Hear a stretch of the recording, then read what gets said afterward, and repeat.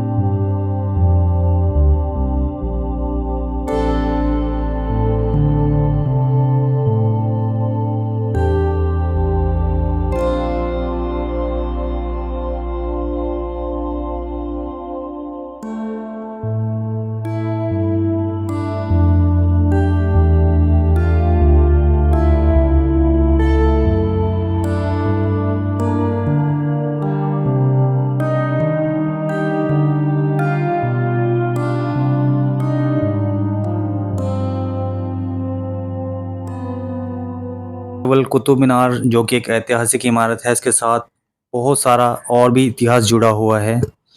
जैसे कि इस कुतुब कॉम्प्लेक्स के अंदर ही कवतुल इस्लाम मस्जिद भी है, स्थित है, जो कि बहुत ही प्राचीन ऐतिहासिक मस्जिद है। और साथ ही यहाँ पर एक आयरन पिलर भी है दोस्तों, जिसका निर्माण गुप्त डायनेस्टी के टाइम में हुआ है। और जो कि लगभग ऐसा माना जाता है कि 4th सेंचुरी के आसपास इस स्तंभ का निर्माण यहाँ पर किया गया था। तो आइए अभी हम एक्सप्लोर करेंगे आयरन पिलर, जिसको विष्णु स्तंभ भी कहा जाता है। और इस स्तंभ की अगर विशेषता की बात करें दोस्तों, ये आप जो स्तंभ देख रहे हैं इस पर ब्राह्मी लिपि में कुछ लिखा हुआ है। और इसका जो हमारे इतिहासकार हैं उनका ऐसा मानना है कि इसका निर्माण कहीं और हुआ था, वहाँ से इसको यहाँ लाया गया है स्तंभ को। और ये 34 शताब्दी में इस स्तंभ को 34 शताब्दी में बना हुआ स्तंभ को माना जाता है। गुप्ता डायनेस्टी के टाइम में इस स्तंभ का निर्माण किया गया था। ये आप देख रहे हैं ब्राह्मी लिपि में इस स्तंभ के ऊपर कुछ लिखा गया है। और इस स्तंभ की एक विशेषता ये है दोस्तों कि इसमें आज दिन तक कभी जंग नहीं लगा है। तो आप देख पा रहे हैं इस स्तंभ को लगभग 1500 से 1600 1700 साल पुराना ये स्तंभ यहाँ पे लगा हुआ है लोहे का, बट इसमें आज दिन तक कभी जंग नहीं लगा है। तो ये देखिए कितना ऐतिहासिक धरोहर है। और इस स्तंभ को विष्णु स्तंभ के नाम से भी जाना जाता है दोस्तों। इनको विष्णु भगवान का स्तंभ के रूप में भी लोग इनको मानते हैं। आप देखिए, और साथ में जो और स्ट्रक्चर्स हैं यहाँ पर, जो उनको रिस्टोरेशन का काम आर्कियोलॉजिकल।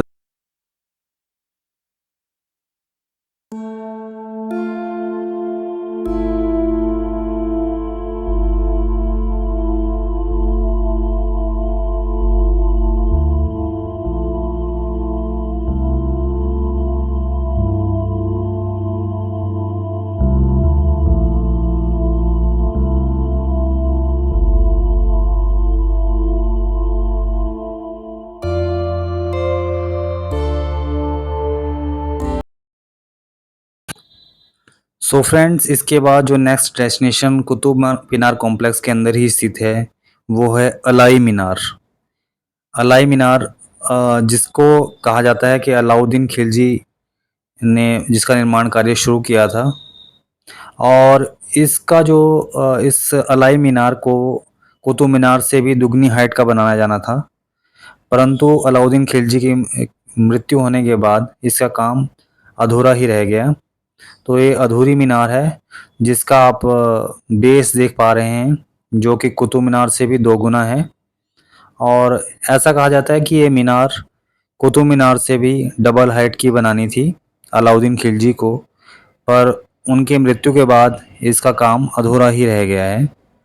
तो ये आप देख रहे हैं अलाई मीनार, जो कि कुतुब मीनार कॉम्प्लेक्स के अंदर ही स्थित है।